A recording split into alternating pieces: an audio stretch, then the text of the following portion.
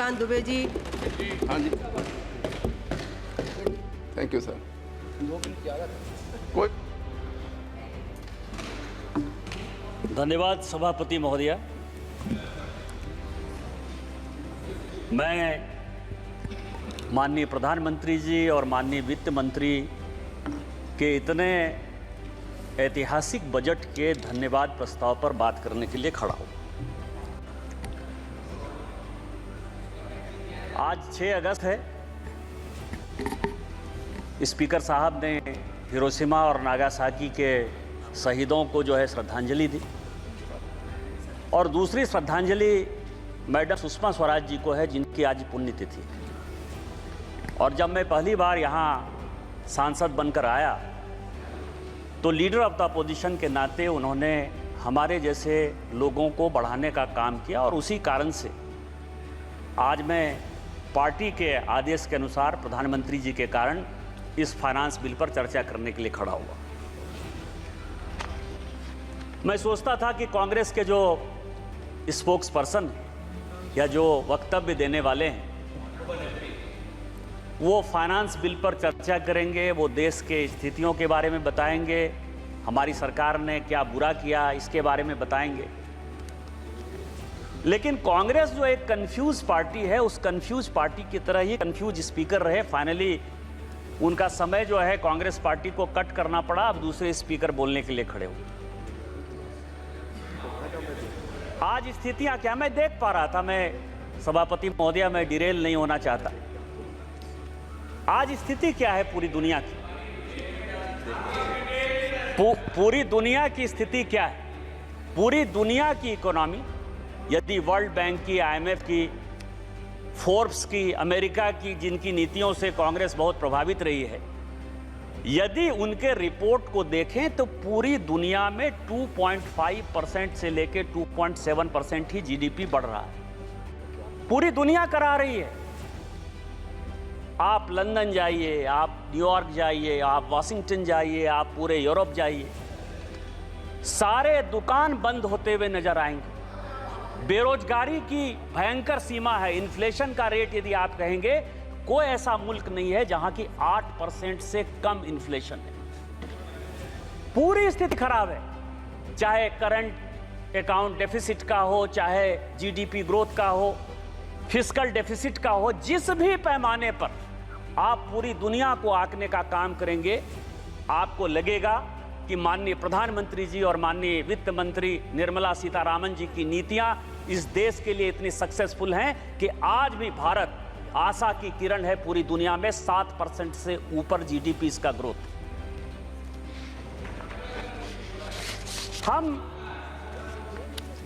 हम धर्म को मानने वाले लोग हैं। सभापति महोदया, जावेद साहब बोल रहे हैं, और जो धर्म कहता है उसी के आधार पर हम चलते हैं।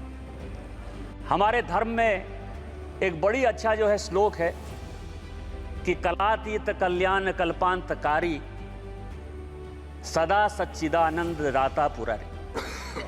भगवान जो है वो सभी कालों में, सभी भगवान में, सभी गरीबों में एक ऐसी ऊर्जा का संचरण करते हैं जिसके कारण कि दुनिया में गरीब कैसे खत्म होंगे, भारत में गरीब कैसे खत्म होंगे, उनको अमीर कैसे बनाया जाएगा, इसी पॉलिसी के आधार पर भारत सरकार चलती है। इसी पॉलिसी के आधार पर माननीय मोदी जी के नेतृत्व में हमारी सरकार चल रही है।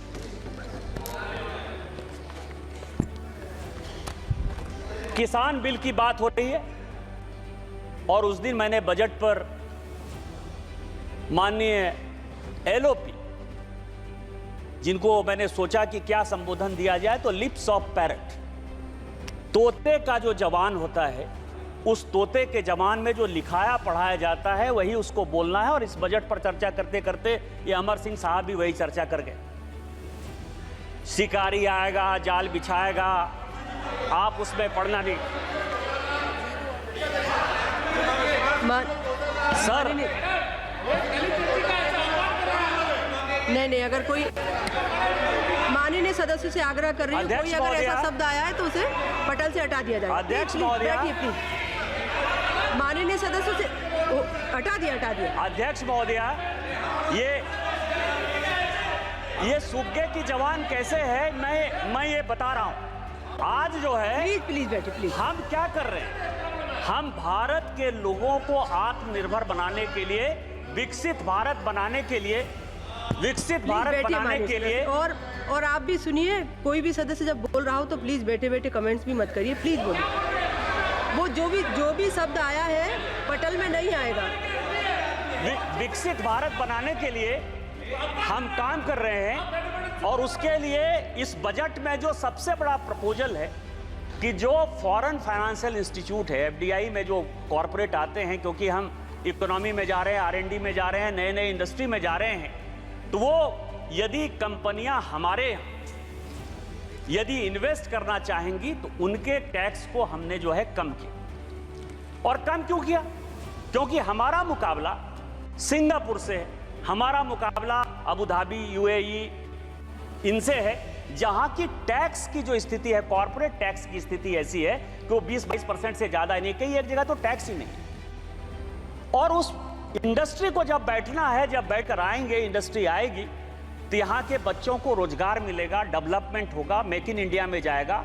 और जो 2047 का एक संकल्प है कि हमको एक विकसित भारत बनाना है, जो 2027 का एक संकल्प है, जो रिपोर्ट कहती है, फोर्ब्स की रिपोर्ट करती है कि 2027 तक ऐसा संभव है, जो भारत जिस इकोनॉमी के साथ बढ़ रहा है, हम तीसरी वर्ल्ड की सबसे बड़ी इकोनॉमी हो जाएंगे।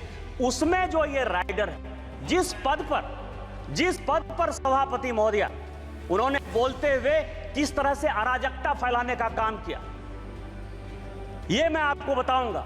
वो कहते हैं, वो क्या कहते हैं? वो महाभारत को गलत कोट करते हैं, वो रामायण को गलत कोट करते हैं, वो शिव को गलत कोट करते हैं, और उसके बाद वो कहते हैं, ये मैं बोल रहा हूं, मतलब आप ये समझिए, और वो ये कहते हैं कि हम जो है अराजकता फैलाएंगे, तुमको जो करना है करो। मैं अनुराग सिंह ठाकुर साहब ने जो उस दिन बात कही, मैं उससे कंप्लीट सहमत नहीं हूं। मैं अनुराग सिंह ठाकुर जी की तरफ से माफी मांगना चाहता हूं इस सदन में। लेकिन क्यों? इसीलिए कि अनुराग सिंह ठाकुर जी ने जो उनके ऊपर आरोप लगाया जाति का, तो जाति है ही नहीं ना। आप ये समझें कि वो कहते हैं कि जो मैं हूं वो दिखता नहीं, मैं जो दिखता हूं वो मैं नहीं, तो वो साधु है। और इस देश में कहा गया है कि जात न पूछो साधु की, साधु का जाति नहीं पूछना है। और जब साधु का जात नहीं पूछना है तो अनुराग सिंह ठाकुर जी ने गलती कर दी कि उनसे जात पूछ लिया। लेकिन मैं आपके माध्यम से कांग्रेस पार्टी और सारे अपोजिशन से जवाब पूछना चाहता हूं कि आप ये बताइए कि इस देश में कई एक ऐसे लोग हैं जिनको की धर्म में आस्था नहीं, कई एक ऐसे लोग हैं जिनको जाति में आस्था नहीं है। वो अपना किस तरह से जातिगत जनगणना करेंगे? जिस पद पर राम सुभग सिंह, चरण सिंह, जगजीवन राम, अटल बिहारी वाजपेयी, इस तरह के बड़े बड़े लोग रहे, जिस जगह पर शरद पवार जैसे लोग रहे, वाईबी चौहान जैसे लोग रहे, उस जगह की गरिमा का क्या हरासमेंट कर रहे हैं इस बजट में अराजकता फैला के, इस बजट का नकारात्मक पहलू दिखा करके। आप जातिगत जनगणना की बात करते हैं, इसी बजट में जाता है, यही टैक्स है, इसी टैक्स के आधार पर जाता है। और मैं स्पीकर महोदया, अध्यक्ष महोदया, आज मैं बहुत कुछ चीज लेकर आया हूं। मैं 1952 से लेकर 1990 तक का कांग्रेस का मैनिफेस्टो लेकर आया हूं। आप यदि कहेंगे तो मैं लेकर दूंगा 1952, क्योंकि उस दिन जो वित्त मंत्री जी ने कहा कि नेहरू ने यह कह दिया, राजीव गांधी ने आलोक मेहता को यह इंटरव्यू दे दिया, तो ये तो इंडिविजुअल कह सकते हैं कि राजीव गांधी का वो अलग से विषय था, राजीव गांधी का पार्टी से कोई लेना देना नहीं था, या नेहरू जी का पार्टी से लेना देना नहीं था। लेकिन जो कांग्रेस मैनिफेस्टो, क्योंकि बार बार ये कह रहे हैं कि कई एक चीजें हमने कांग्रेस के न्याय पत्र से लिया, तो कांग्रेस के न्याय पत्र से लिया, तो ये पूरा का पूरा जो मैनिफेस्टो है 1952 से लेके 1990 तक पूरा असेसमेंट किया। इसमें आपको आश्चर्य होगा सभापति महोदया कि पूरे के पूरे मैनिफेस्टो में 52 में, 57 में, 62 में, 69 में, 71 में, 77 में, 80 में, 84 में, 89 में और 91 में, ये सभी मैनिफेस्टो में इन्होंने कहा कि हम ओबीसी रिजर्वेशन के खिलाफ। आप ओबीसी की बात करते हो। मध्य प्रदेश में आज तक कांग्रेस ने एक ओबीसी को चीफ मिनिस्टर नहीं बनाया। उत्तर प्रदेश में कांग्रेस ने आज तक ओबीसी को चीफ मिनिस्टर नहीं बनाया। बिहार में दरोगा राय जी को छोड़कर किसी एक को ओबीसी चीफ मिनिस्टर नहीं बनाया। और जब जब ओबीसी की बात आई, यदि दरोगा राय ने रिजर्वेशन दिया तो उसको आपने अलग किया। 77 में जब चरण सिंह रिजर्वेशन देना चाहते थे, आपने उसकी सरकार गिरा दी। आपने 89 में बीपी सिंह की सरकार गिरा के चंद्रशेखर का आपने सरकार बना दिया। और जब गुजराल साहब ओबीसी जनगणना कराना चाहते थे तो आपने 97 में उसकी पर खेल रहे हो। आज इस देश का प्रधानमंत्री पिछड़ा है, चाय वाला है, बैकवर्ड है। और यदि वो ओबीसी सुरक्षा की बात करता है और जिस दिन वो एक बार ओबीसी सरकार की बात करता है तो आप ओबीसी करते हो। इसीलिए कांग्रेस का कोई मुंह नहीं है ओबीसी के बारे में। और प्रधानमंत्री जी ने जो एजेंडा सेट किया, कृष्ण की तरह चारों तरफ आप बिलबिला रहे हो। और सारी ऑपोजिशन की पॉलिटिकल पार्टी कौरव की तरह प्रधानमंत्री के एजेंडे पर ओबीसी चिल्ला रही है। और ओबीसी का कोई कल्याण यदि होगा, यदि आप में ताकत है तो 2011 में ओबीसी रिजर्वेशन जो कराया वो क्यों नहीं इंप्लीमेंट हो पाया? यदि आप में ताकत है तो कर्नाटक में आपकी सरकार है, पिछले 2 साल से सरकार है, वहां सोशियो इकोनॉमिक रिजर्वेशन हो गया है, उसको क्यों इंप्लीमेंट करवाया? इसलिए नहीं करवाया कि इस्लाम और क्रिश्चियनिटी 2 ऐसे धर्म हैं जो जाति की बात नहीं करते हैं। और उसमें 86 जाति क्रिश्चियन की और 56 जाति मुसलमान की। उसको ओबीसी बैक दरवाजे से, पीछे के दरवाजे से आप मुसलमान और क्रिश्चियन को रिजर्वेशन देना चाहते हो ओबीसी में। इसीलिए आपकी हैसियत नहीं है और इसीलिए आप जातिगत जनगणना की बात करते हो। यदि हिम्मत है कांग्रेस को, राहुल गांधी को, तो कर्नाटक में वो ओबीसी रिजर्वेशन करके दिखाए तो मैं मानूं कि इस हाउस में जो आप बात करते हो उस हाउस की बात करते हो।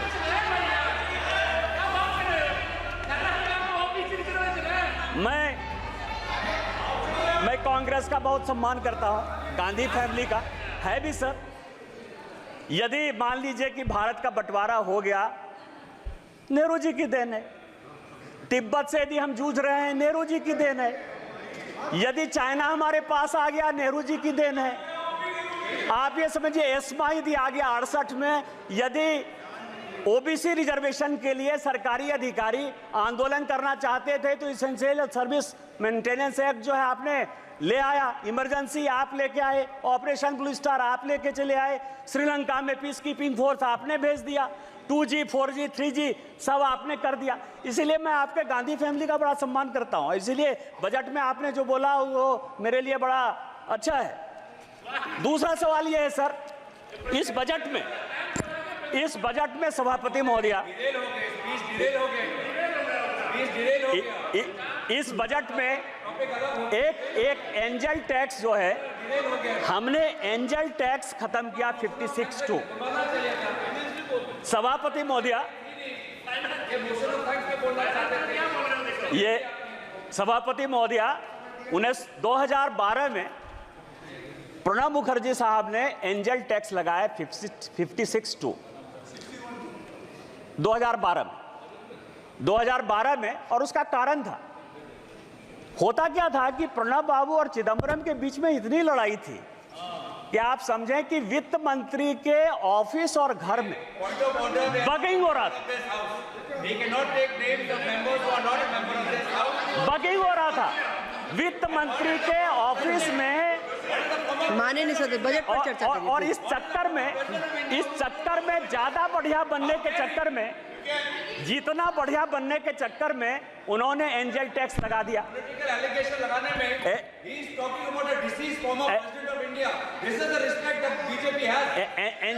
एंजल टैक्स लगा दिया। एंजल टैक्स क्या है? माननीय प्रधानमंत्री जी स्टैंड अप की बात करते हैं, स्टार्टअप की बात करते हैं, लोगों को रोजगार देने की बात करते हैं। और माननीय तोता जो है, तोता महाराज, मतलब लिप्स ऑफ पैरट, नाम नहीं लूंगा सभापति महोदया क्योंकि ये गुस्सा जाएंगे।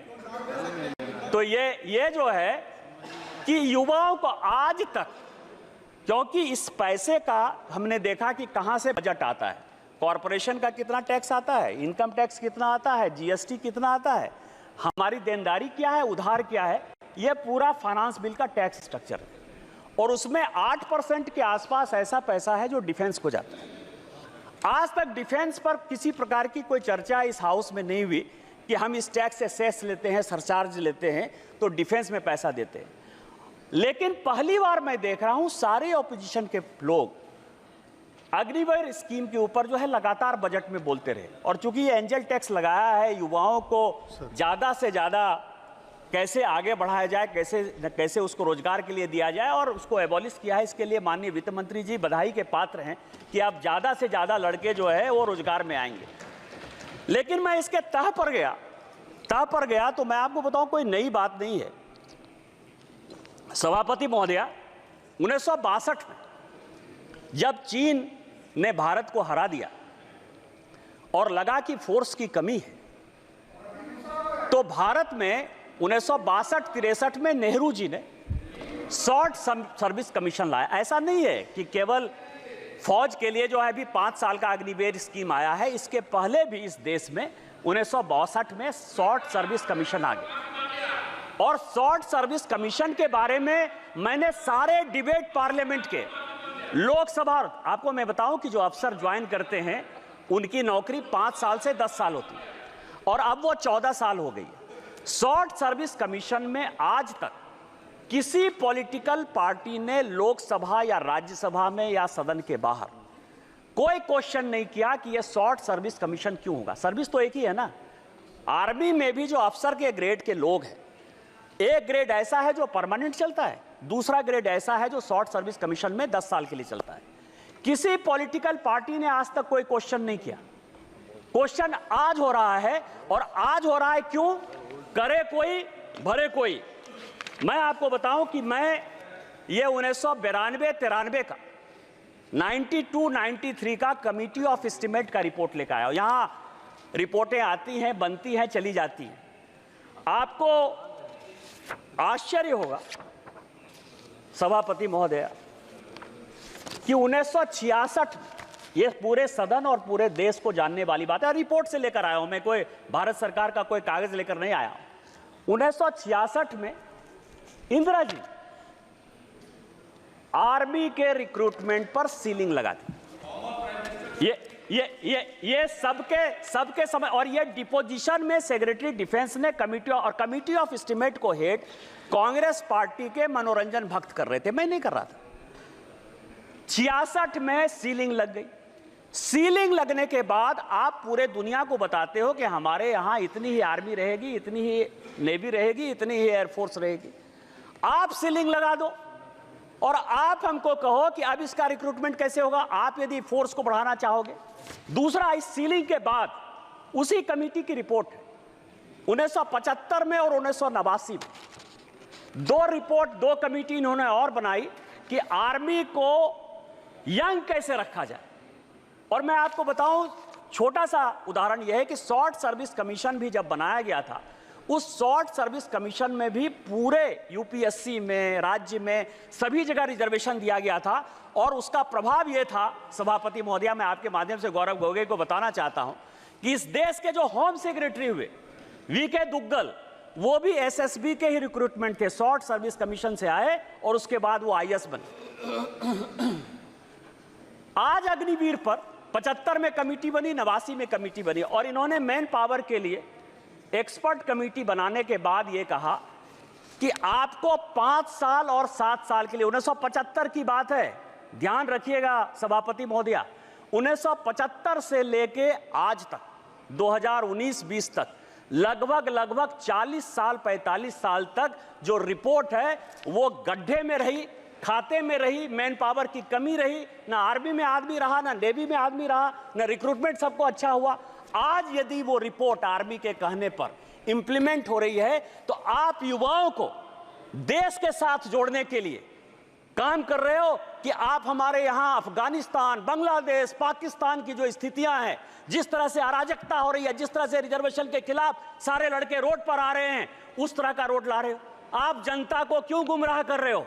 यह दूसरा सवाल है जिसमें कि हम बच्चों को एंगल टैक्स लगा के, एंगल टैक्स खत्म करके, जिसमें बच्चों का कॉर्पोरेट टैक्स 18% करके बच्चों को हम रोजगार देना चाहते हैं, और आप उसमें अराजकता पैदा करना चाहते हो। तीसरा जो इंपॉर्टेंट पॉइंट है कि मैंने बहुत सुना A1, A2, मैं भी नाम नहीं लेना चाहता स्पीकर महोदया, हमारे ऊपर आरोप है कि हम 2 कॉर्पोरेट को मदद करते हैं। आपको बताऊं कि माननीय प्रधानमंत्री जी और वित्त मंत्री जी के डीबीटी स्कीम के पहले भारत में 1952 से भी एक डीबीटी स्कीम था, लाइसेंस परमिट कोटा राज का डीबीटी स्कीम था। डी से डालमिया, बी से बिरला, टी से टाटा, यही 3 ऐसे लोग थे, उसमें बजाज को भी जोड़ लीजिए, चौथा डीबीबीटी यदि करना हो तो। जूता सिलाई से चंडी पाठ तक इन्हीं लोगों को करना था। कार वो बनाएंगे, अखबार वो चलाएंगे, सीमेंट वो चलाएंगे, स्टील वो चलाएंगे। हमारी जब सरकार आई वो तो ट्रांसपेरेंसी से काम कर रही है। और ये जो कॉर्पोरेट है, मैं आपको ये बताऊं कि इस टैक्स का, ये जो 32 लाख 33 लाख करोड़ टैक्स आता है, इस टैक्स में ये जो 500 कंपनी जिसको ये गाली देने की बात करते हैं, क्योंकि भारत में सबका साथ, सबका विश्वास, सबका प्रयास, इसके आधार पर जब ये सरकार चलती है, तो आपके लिए बिजनेसमैन, आप रोटी खाने जाओ बहुत बढ़िया है, शादी में जाओ बहुत बढ़िया है, उनसे गिफ्ट लो बहुत बढ़िया है, उनके चुनाव में आपको चुनाव में पैसा दे बहुत बढ़िया है, लेकिन जब गाली देने की बात, ऐसा मैंने तो निकृष्ट विपक्ष ही नहीं देखा कभी सभापति महोदय, कि जो लेते भी हैं, खाते भी हैं और गाली भी देते हैं। हमारे लिए तो जैसे आम गरीब इंपॉर्टेंट है, वैसा ही दूसरा अमीर भी इंपॉर्टेंट है। और इसमें यदि आप देखें तो ये जो 2 कंपनियां हैं, ये 2 कंपनियां हैं, ये 2 कंपनियां लगभग 3 लाख करोड़ जो है। रूल्स किस रूल्स के तहत? Rule number mike Ma'am, rule number 356. Madam Speaker, you once reminded the member about speaking about the finance bill. 356 says that the Speaker, after having called the attention of the House to conduct of a member who persists in irrelevance or interious repetition, either in one's own arguments or of the arguments used by other members in debate, may direct that the member to discontinue the speech. Honorable Chair once reminded the respected member about this. Sir, kindly in vote.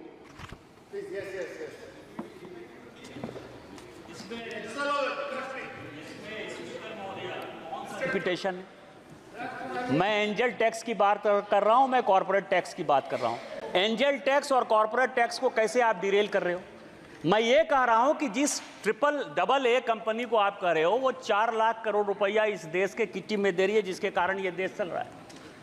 आप क्या चाहते हो? Company बंद हो जाए? आप क्या चाहते हो? बैंकों ने जो लाखों लाख करोड़ के जो है आपकी तरह जो फोनो बैंकिंग में, वो बैंक बंद हो जाए? आप क्या चाहते हो कि आप चंदा भी खाओ, आप उनके शादी में भी जाओ और उसके बाद गाली देते रहो, चूंकि वो डिफेंड करने वाले नहीं है? तो आप जो है ये काम करो।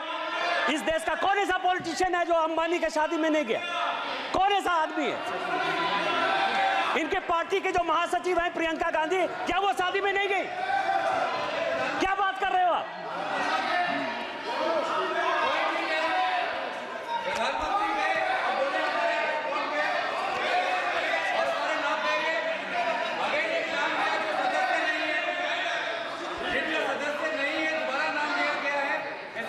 आप महासचिव कहिए सर, आप कहिए कि तोते की बहन जो है शादी में गई, इतना मान लीजिए सर। प्लीज बजट पर कंप्लीट करिए। एक बयान हमने ये फाइनेंस बिल में एक बड़ा अच्छा पार्ट आता है अध्यक्ष महोदया, पीएमएलए का। और इस सदन में जितने लोग बोलते हैं वो इनकम टैक्स के बारे में बोलते हैं, ईडी के बारे में बोलते हैं और सीबीआई के बारे में बोलते हैं। सीबीआई तो खैर अलग संस्था है, लेकिन इनकम टैक्स और ईडी ये दो महत्वपूर्ण है, और इस फाइनेंस बिल में भी ईडी के लिए कई एक चीजें जो है वो बताई गई। अब आप ये बताइए सर महोदया कि 1988 में मैं जब तोते की लिप सर्विस की बात करता हूं तो बड़ा गुस्सा आता है, तोता तोता कहते हैं। 1988 में ये सदन के जानने लायक चीजें हैं कि राजीव गांधी साहब ने बेनामी ट्रांजैक्शन एक्ट कानून यहां लाया 1988 में, और 88 से वो 2017 पहुंच गया। 30 साल में उसके रूल्स नहीं बन पाए। आप हमसे हिसाब लेते हो कि हमने किसको पकड़ा किसको नहीं पकड़ा, कौन जेल गया, कहां ब्लैक मनी है कहां व्हाइट मनी है। कभी अपने गिरेबान में झांका कि 88 में बेनामी ट्रांजैक्शन एक्ट, और उसके बाद आपकी सरकार रही 91 से 96 तक, 2004 से लेकर 2014 तक। ऐसा भी नहीं कर सकते हो कि हम सरकार में नहीं रहे। आप लागू नहीं कर पाए। आप किसको साथ दे रहे थे, किसको साथ दे रहे थे? दूसरा मैं आपको बताऊं, यह सुप्रीम कोर्ट का आदेश 2012 में दिसंबर के महीने में बेनामी ट्रांजैक्शन एक्ट में संशोधन हुआ। भारतीय जनता पार्टी की तरफ से मैं बोलने के लिए खड़ा हुआ, और उस तरफ से माननीय चिदंबरम साहब थे, बड़े फेमस वित्त मंत्री, उनसे ज्यादा पढ़ा लिखा आदमी तो मैंने जीवन में देखा ही। मैंने बोलते हुए कहा कि आप जो एक्ट लेके आ रहे हो, एक दिन यदि वाइफ हस्बैंड में भी लड़ाई होगी तो उसमें पीएमएलए लग जाएगा, और ये जितना स्ट्रिंजेंट है, जिस भी आधार पर लगा रहे हो, भगवान न करे कि एक दिन आप ही जेल चले जाओ।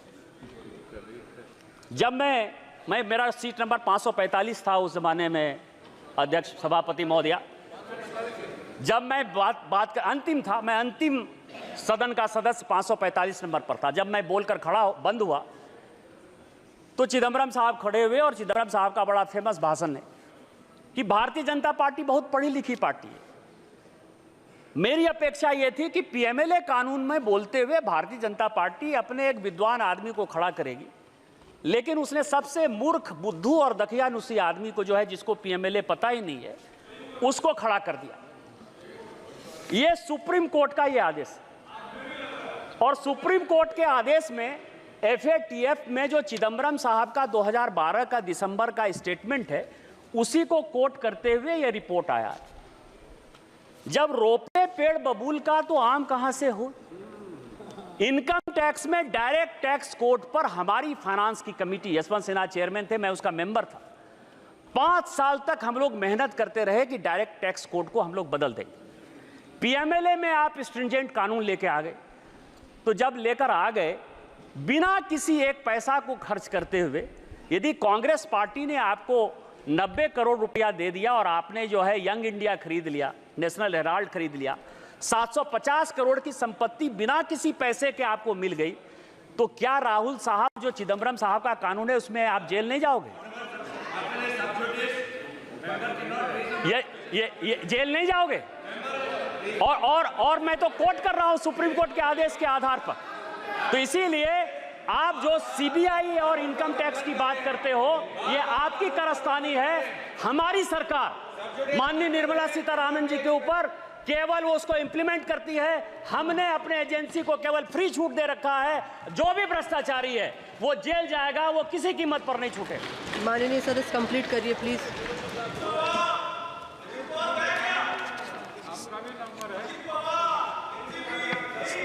सभापति महोदया, इस देश के हालात बहुत अच्छे। हम 2047 तक विकसित भारत बनाने की कल्पना में, माननीय प्रधानमंत्री जी यक्ष युधिष्ठिर वार्ता में उस दिन बोलते हुए माननीय राहुल गांधी जी ने कहा कि 6 महारथी थे। 6 महारथी नहीं थे, 9 महारथी थे। 9 महारथी थे और 7 महारथी चक्रव्यूह लड़ रहे थे, और 2 महारथी चक्रव्यूह के बाहर जो है 4 लोगों को, पांडवों को रोकने की कोशिश कर रहे थे। उसमें भीम थे, सात्विक थे, नकुल थे और सहदेव थे। और उसी में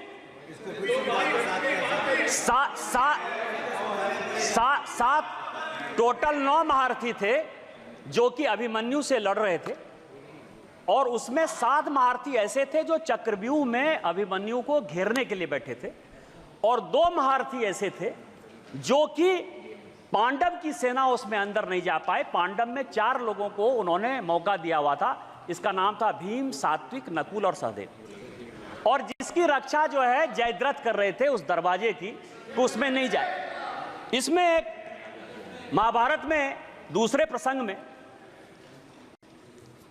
क्वेश्चन पूछा यक्ष ने युधिष्ठिर से। एक क्वेश्चन है कि कह पंडिता, और दूसरा है को मूर्खा, और तीसरा है कह मत्सर। मैं मूर्ख पर नहीं जाऊंगा, मैं 2 ही चीज पर जाऊंगा, क्योंकि हो सकता है कि ये लोग अपने पर ले लें, लीडर ऑफ द अपोजिशन पर, कि उनको मूर्ख कह दिया। मैं उनका बड़ा सम्मान करता हूं। पंडित वो है, सभापति महोदया, पंडित वो है जो कि विद्वता की बात करता है। Leader of the parrot, lie of the parrot या लिप्स ऑफ द पैरट, वो केवल और केवल डिस्टॉर्शन ऑफ फैक्ट्स जो हमारे महाभारत का है, गीता का है, रामायण का है, महाभारत का है, वही करते रहते हैं। इसलिए उनको सोचने की बात है कि वो पंडित हैं कि नहीं। लेकिन जो मत्सर है, मत्सर के बारे में बड़ी अच्छी बात कही गई है कि जिसको ईर्ष्या हो, द्वेष हो, जलन हो, किसी के आगे बढ़ने पर जो है परेशानी हो, उसको मत्सर कहा जाता है। आज जो कांग्रेस पार्टी की स्थिति है वो यक्ष युधिष्ठिर वार्ता का मत्सर है। भारत इतना ग्रो क्यों कर रहा है, भारत इतनी बड़ी इकोनॉमी में क्यों जा रहा है, भारत दुनिया की तीसरी इकोनॉमी 2027 में क्यों हो जाएगा, और इस कारण से युवाओं को भड़काओ, किसानों को भड़काओ। इसी कारण से जातिगत रिजर्वेशन के आधार पर, जिस रिजर्वेशन के आधार पर आज बांग्लादेश जैसा देश जो है जल रहा है, पाकिस्तान खत्म हो रहा है, श्रीलंका खत्म हो रहा है, लीडर ऑफ द अपोजिशन के नाते जिसकी कोई जिम्मेवारी नहीं। और जिम्मेवारी कैसे होगी सभापति महोदय? जिम्मेवारी नहीं होने के पीछे रीजन है। रीजन ये है कि मैं 3 किताब मैं अभी पढ़कर आया, वो 3 किताब बड़ा इंपॉर्टेंट है। एक किताब अशोक मित्रा ने लिखा, प्रेटलर्स टेल। अशोक मित्रा साहब बंगाल के सबसे लॉन्गेस्ट फाइनेंस मिनिस्टर रहे, और इंदिरा जी के वो इकोनॉमिक एडवाइजर। दूसरी किताब नटवर सिंह की है जो कहता है कि 1 लाइफ इज नॉट एनफ, और तीसरी किताब संजय बारू की है, एक्सीडेंटल प्राइम मिनिस्टर। ये 3 किताब है, और तीनों आदमी, संजोग से अशोक मित्रा साहब को छोड़ दीजिए तो 2 आदमी तो अभी भी हैं, और किसी को कांग्रेस पार्टी ने जो है आज तक कॉन्ट्राडिक्ट नहीं किया। कॉन्ट्राडिक्ट। और तीनों किताब क्या कहती है कि अमेरिका तय करता था इस देश का वित्त मंत्री कौन हो। संजय बारू कहते हैं कि प्रधानमंत्री मनमोहन सिंह जी ये सरकार नहीं चलाते थे, ये सरकार नेशनल एडवाइजरी काउंसिल की सोनिया गांधी जी चलाती थी। ये मैं नहीं कह रहा, संजय बारू की किताब है, मैं तो केवल किताब को कोट कर रहा हूं। उस तीनों में और मैं कुछ CIA की डीक्लासिफाइड फाइल्स लेकर आया। ये CIA की डीक्लासिफाइड फाइल्स है। ये फाइल ये कहती है कि कांग्रेस पार्टी के सभी लोग सोवियत रूस से बिके हुए थे, वो पैसा लेते थे, पैसा लेकर वो जो है देश की पॉलिसी बनाते थे, देश का कैसे नुकसान हो वही काम करते थे। ये डीक्लासिफाइड फाइल कहती है। ये तीनों किताब को यदि आप देखेंगे, चाहे वो अशोक मित्रा की हो, चाहे संजय बारू की हो और नटवर सिंह की हो, ये कांग्रेस पार्टी इस देश को बदनाम करना चाहती है, बर्बाद करना चाहती है, ऐसा सिचुएशन पैदा करना चाहती है कि प्रधानमंत्री मोदी जी के खिलाफ पूरा माहौल बने, इस देश के खिलाफ पूरा माहौल बने, लेकिन वो हम होने नहीं देंगे। ये देश के तीसरे बार प्रधानमंत्री बनने वाले दूसरे लोग हैं। और मैं आपको रामधारी सिंह दिनकर की कविता से खत्म करता हूं कि उन्होंने कहा कि जब नाश मनुष्य पर छाता है, पहले विवेक मर जाता है।